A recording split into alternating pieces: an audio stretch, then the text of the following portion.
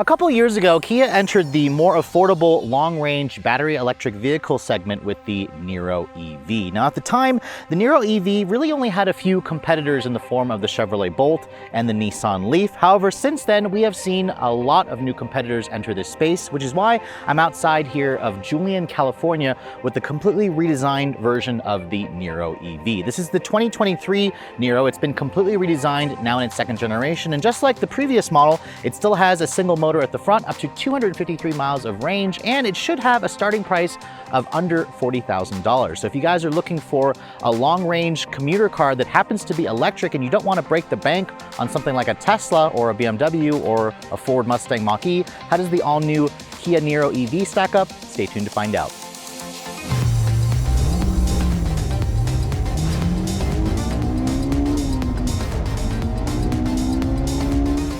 So just like the previous generation, the all-new Niro has basically a family of different powertrains to choose from. This review is going to focus primarily on the electric model. If you guys want to see my review on the hybrid and the plug-in hybrid, be sure to click in the link in the description below to see that separate video. But because we're talking about the full electric model, let's go ahead and talk about what's underneath the hood. Now, unlike the previous generation, this new version actually has a frunk. It's actually a similar size frunk to the one that we find in the EV6.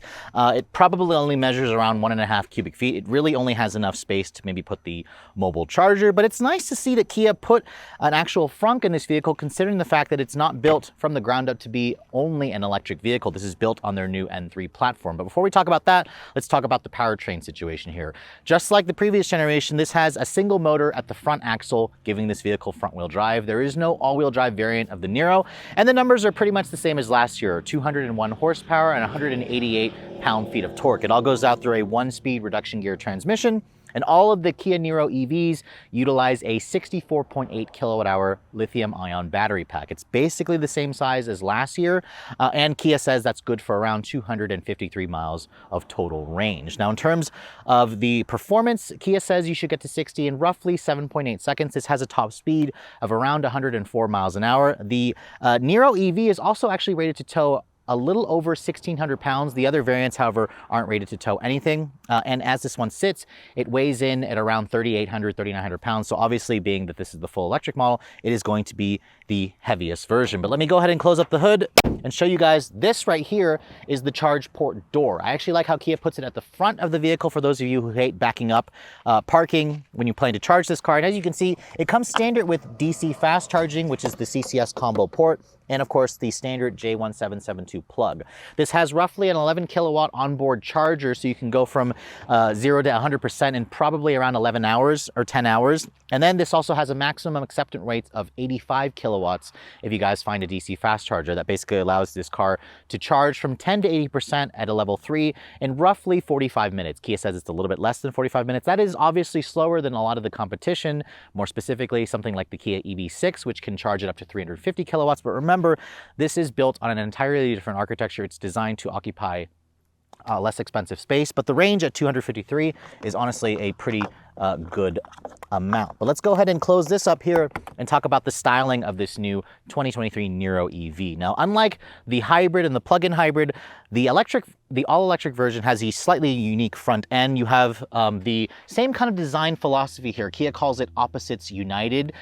It takes some design cues from the habanero concept. You can see, unlike the gas versions, the grille is all completely closed off. This is, again, an updated version of their corporate tiger nose grille. You have the new Kia logo boldly proud at the front, boldly showing at the front, and then you have these new full LED headlights. As you can see, it's got this LED daytime running light, LED turn signal, LED low and high beams, and you also have LED fog lights down here at the lower front splitter, along with this kind of like aluminum trim skid plate piece that looks kind of like a skid plate. But overall, let me know what you guys think of the styling in the comment section below. I think the Niro, the old one, was kind of a boring looking vehicle. This one here has a little bit more of an aggressive, more boxy, slightly more masculine look. So I kind of like what Kia has done here with the overall styling. And I also like the fact that LED headlights are finally available. That's something you couldn't get on the old Niro Electric. Now, moving over to the side profile, you can see this is where this car has some very distinctive cues, more specifically that aero blade, which I'll talk about later on. But unlike the previous generation, this is now a little bit larger because it's riding on that new N3 platform. This is the first Kia to be riding on that new architecture. It has a 4-wheel independent suspension. You have McPherson struts at the front, multi-link at the back, and its wheelbase has been stretched by about 1/2 inch. It's around 107 inches long. Its overall length is around 174 inches long, so it's about 2.5 inches longer, still considerably smaller than most of the competition, and including something like the EV6, which is roughly about 10 inches shorter overall versus this vehicle. Now, looking at the wheels of this car, you can see this is the 17-inch wheel that you get on the electric version. It's riding on a 215/55 R17 tire. You can see it kind of has like more of an aerodynamic shape to it. These are more aero wheels. You have 4-wheel disc brakes. These are kind of like a Kumo soulless tire. It's more of a road-going, economy-minded tire. This vehicle remains, remember, front-wheel drive. It has also just under 6 inches of ground clearance. So if you're looking for an actual SUV, Kia likes to call this a crossover. To me, it's more like a small, economy-minded station wagon. God, fucking fly. Sorry, the fly. Okay, let's go back into that. Sorry, there was a fly that literally flew in my ear. Sorry. Okay. Looking at the roof, you can see there are these really nice low-profile black painted roof rails. You have a standard sunroof. This is included on the wave trim, along with the kind of chrome along the belt line, and you have some silver accents on the door handles, which are conventional. And then over here, the Aero blade. Now, Kia offers several different options to get this either body color or body color match, or this kind of silver with the snow white color. There's a little bit of an air intake here that allows air to kind of pass through the taillights, that aids with the aerodynamics. Kia says this has a 0.29 coefficient of drag. This area here is certainly controversial. The taillights, they also say, almost looks like a boomerang. It's a full LED taillight design. It's definitely unique and interesting. Let me know in the comment section below if you guys like the look of this car. To me here, it almost looks like a French car, like a Peugeot or something like that. It has a very unique look to it, maybe even also Volvo-esque a little bit with these the high tail lights. You can see down here, you have LED turn signals, LED reverse lights, nicely integrated parking sensors. There's also a rear window wiper. That's something you don't get on the Kia EV6. There is also a spoiler over here that should help with the aerodynamics. And then looking at the cargo area, the electric version actually has the same cargo space as the gas only, or as the hybrid version. So you have around 22.8 cubic feet of space with the seat up. There's no third row, obviously. There is also some pretty big underfloor storage underneath here. You can see no spare, but there is a fix-a-flat kit. There's also space where you can purchase this little contraption here, which if you guys see my review on the EV6, this is their vehicle to load function here, where you can basically plug this into the J1772 plug, and you can also just fold this down and use this to power things like a refrigerator, a stove, an electric stove, something like that, if you guys are going camping. So that's a really nice feature that I like how Kia kind of took from the EV6. Now, if you fold down this seat over here, that expands the cargo to around 53 cubic feet of space. That is a little bit more, or I'm sorry, 63 cubic feet of space. That is a little bit more than most of the competitors, and it makes for a really practical car, and it's one of the reasons why the Niro continues to do extremely well for Kia in terms of sales.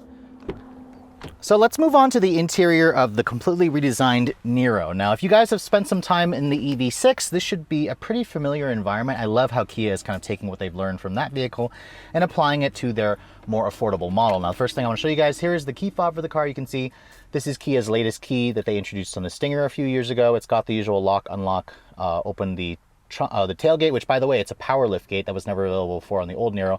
And you also have a remote start, and you have their smart park feature where you can move this vehicle forward and back using the fob. And Kia also gives you the ability to use your smartphone as a key by using their digital key 2.0, which you can also send out to your family or friends via text message as well. Now, getting in and shutting the door has a solid sounding thunk. Remember, this is built on a new N3 architecture. It gives you a nice impression of quality. And then when you want to start it up, the power button is over here right by the shifter. Just push that. You can see the vehicle comes to life. It has a different chime versus other Kias than I remember. And you can also see the tech in this car looks pretty impressive. You're greeted with two 10.25 inch displays. There's a 10.25 inch display here and a 10.25 inch display over here. I'm actually surprised that it's not the bigger 12 inch display. There's almost room here for Kia to do a 12 inch display. If you guys go for the base version, although not on the electric, if you go for the hybrid LX, I believe, you get the smaller 8 inch display. All the electrics come with the larger 10.25 inch display. And Kia also says that in going with their green theme, this interior is made from all sustainable materials. So you have synthetic leather, synthetic suede materials. You also have no chemicals in the paint. You have recycled materials in the headliner and stuff like that. The materials quality in here is definitely what I would say average for the segment in terms of, you know, soft touch materials. The door panel here has a soft touch injection molded plastic. There's kind of a silver painted accented door handle here. The window controls, the front windows are one touch automatic. However, the rears are not one touch up and down. You also have power folding mirrors. You have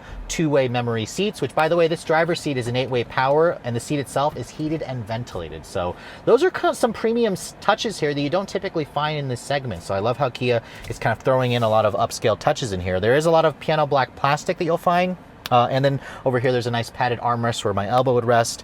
There's a premium Harman Kardon stereo in here, which also sounds pretty decent. And then you can see here on the steering wheel, this is the same steering wheel that they introduced on the Niro. It's got two-spoke design. It's not a flat bottom look, but there's some paddles on the wheel. You have your controls to adjust the radio controls and to change the way that screen looks. The steering wheel itself here, you can see, is a manual tilt and telescoping and offers a good amount of adjustability and range. The horn, it sounds good, actually. It doesn't sound super puny, like embarrassing, like I've heard on some competitors. And then over here on the dash, you can see there's also a soft touch, kind of textured plastic mold, injection molded plastic over here.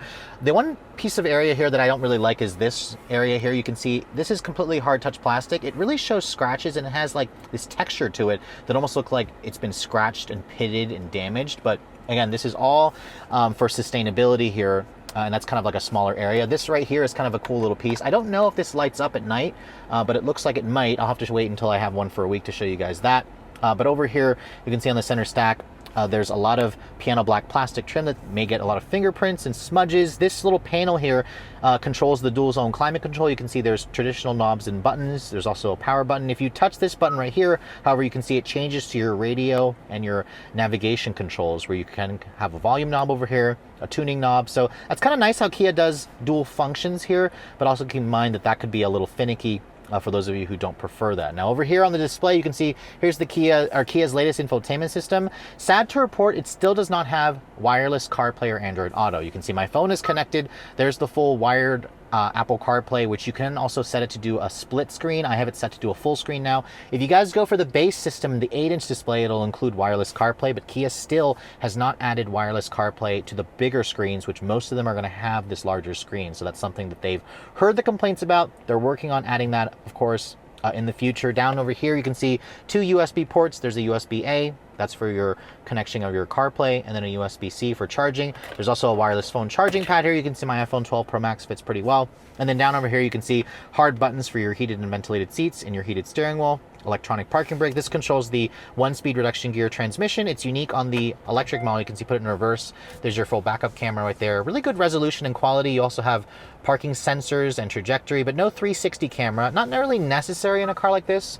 You can change up the views a little bit, do a top-down view there. But remember, this is a pretty small car on the outside. Over here on the center stack, you can see big storage area over here where it looks like there'd be cup holders, but you can kind of push this button here and then all of a sudden your cup holders will appear, which is nice, or you can get rid of them and you can kind of use this as a bigger open space. There's a nice padded armrest here, and then fold this up. You can see this is kind of where you have a little divider here where you have a little bit more covered storage over here, but no power outlets over here. Instead, they're all going to be found right here in the front part of the center stack.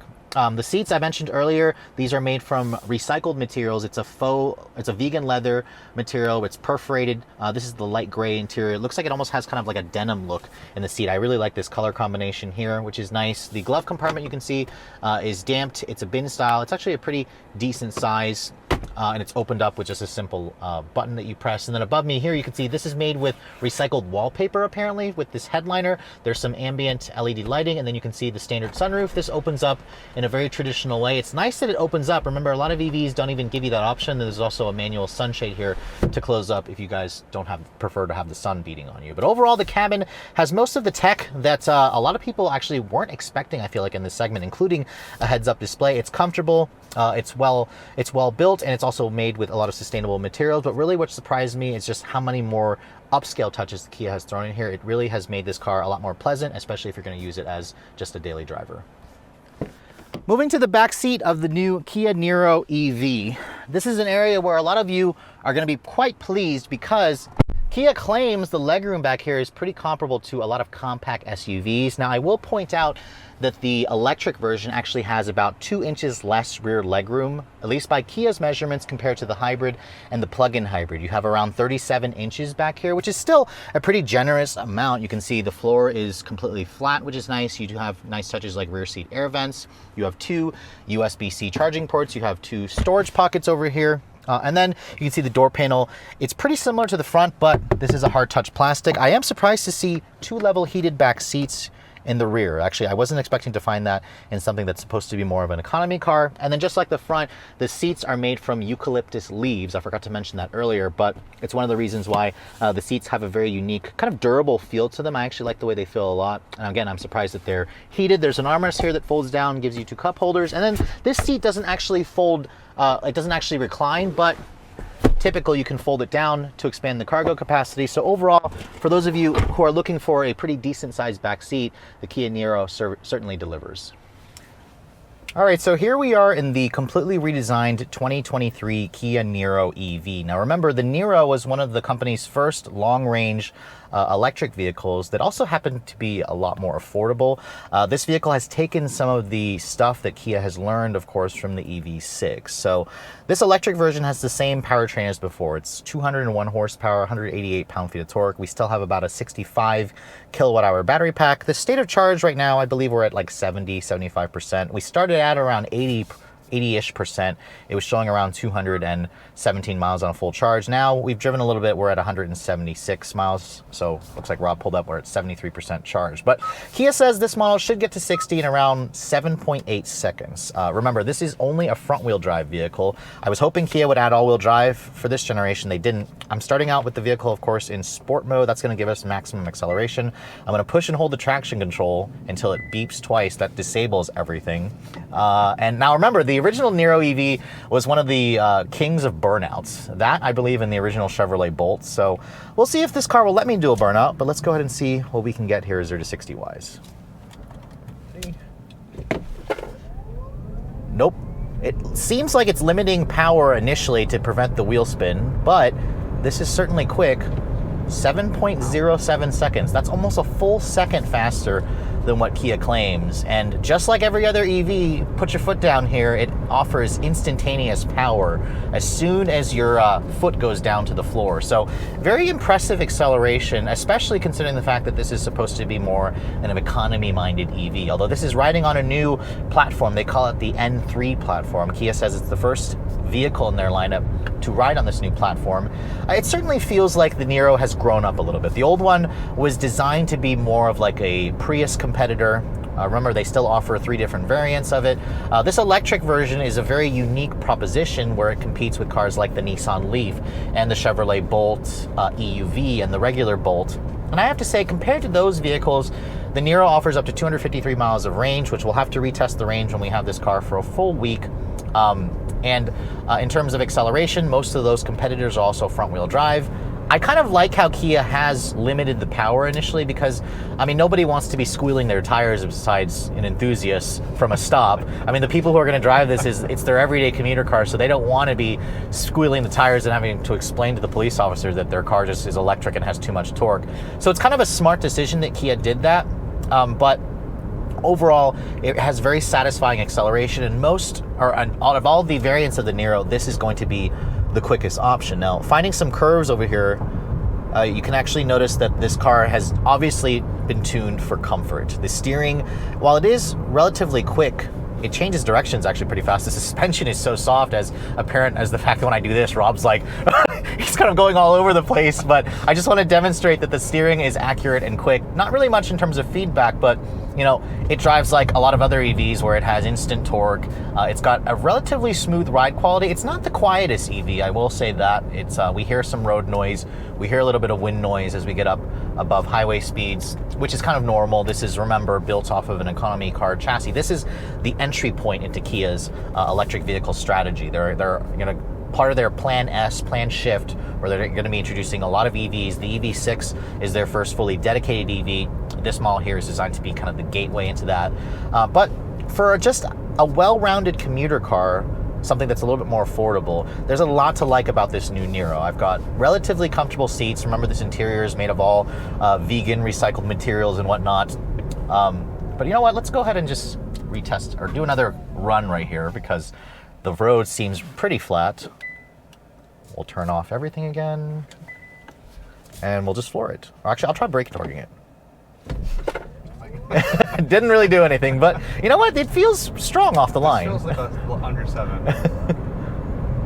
6.98. Not bad. Nice prediction there, Rob. You don't need me anymore, I'll say a number. And remember, if Rob wasn't in here, we could probably like shave another 0.1 second off of that. That was slightly downhill, wasn't it? It was slightly downhill. But I will say, I believe I had a regular Niro EV, or maybe it was the Kona EV, and that was around 6.5 seconds. That was back home. So that would make this new one slightly slower, but I'll have to wait until I retest one of these back home. But overall, I think this 7-second, low or mid 6-second, high 6-second range is a perfectly acceptable number for those of you who are looking for just, you know, a more affordable, longer range electric vehicle. But the one thing I also want to mention is the Regen Braking in this car. Just like other Kia models, it's got these paddles that allow you to adjust the different levels of regen. You can actually turn it off completely by pulling this right paddle or push this left paddle here. You can feel the different levels. This is the max regen.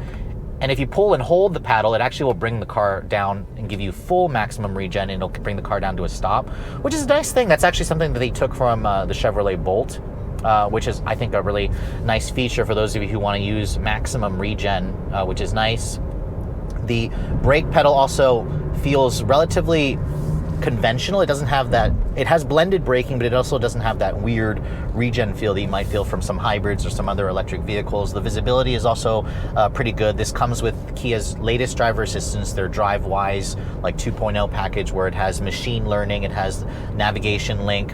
It's not the full hands-free system that I've tested in something like the new Nissan Ariya, however, but it works pretty well. And I also really like the driving position in this car. I can see out of the car really well. Visibility is good. It's got the blind spot monitoring. It does not have, however, the blind view cameras. That's something that you get on the EV6, where if I signal left or right, it shows you from the camera in the instrument panel exactly what's in your blind spot. The Niro doesn't offer that. But with other premium touches like heated and cooled seats, a sunroof that actually opens, this is a surprisingly nice economy-minded car that will surprise a lot of people considering the price. Now, we don't have final pricing yet of the electric version, but Kia did assure us that it's going to be less expensive than the EV6. That starts at around 42 grand, which means this car should come in right around under 40 grand. However, it is a little bit sad that this no longer qualifies for the $7,500 federal tax credit because it's not built in North America. This is assembled in Korea.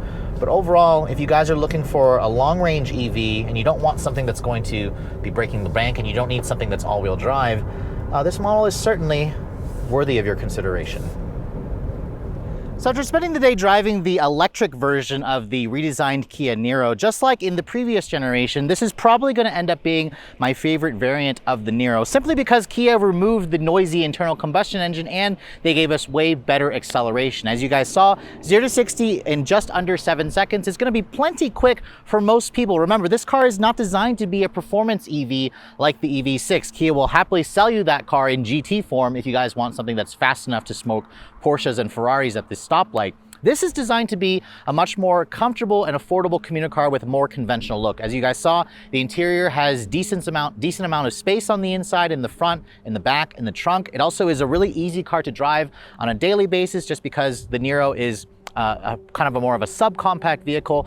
Kia calling this thing a crossover is kind of a stretch for me. I think of it more as an economy-minded hatchback, but unlike the previous generation, it feels less like an economy car and more like a more premium car, although not quite as premium again as something like the EV6 or even the Nissan Ariya or the Tesla Model Y. Now, speaking of which, if you guys are looking to get your hands on the Kia Niro EV, you're gonna have to wait a little bit longer. Kia says it'll go on sale by the end of the year, and this model here won't be available initially in all 50 states, and Kia has also not announced final pricing just yet. Now, I am expecting this car to be the most expensive variant of the Niro. The previous generation started at just under $40,000. Kia has assured me that this car will not be more expensive than the EV6. That car is around $42,000 to start, so I'm going to estimate this car is going to come in at around $40,000 to start. We should have final pricing very soon. I'll I'll update that in the link in the description below with the final pricing. This one here being the Wave trim level, it's technically one notch before the base version. I'd say this one's probably around 46,000, including destination. The sad thing, however, though, because the entire Kia Niro family is built in Korea, this car will no longer qualify for the $7,500 federal tax credit like the previous generation. And right now, Kia has no plans to move production of this car. So that's something to keep in mind for those of you, especially considering something like the Nissan Leaf and the Chevrolet Bolt and Bolt EV, because both of those cars are assembled in North America. But with all that said, hope you guys have enjoyed my full overview on the brand new 2023 Kia Niro EV. If you're also looking to see the latest cars I'm testing, be sure to follow me on Instagram at redline_reviews, like us on Facebook, and as always, guys, please keep subscribing to the Redline Reviews YouTube channel for all the latest reviews. Thank you so much for watching. I'll catch you all in the next video.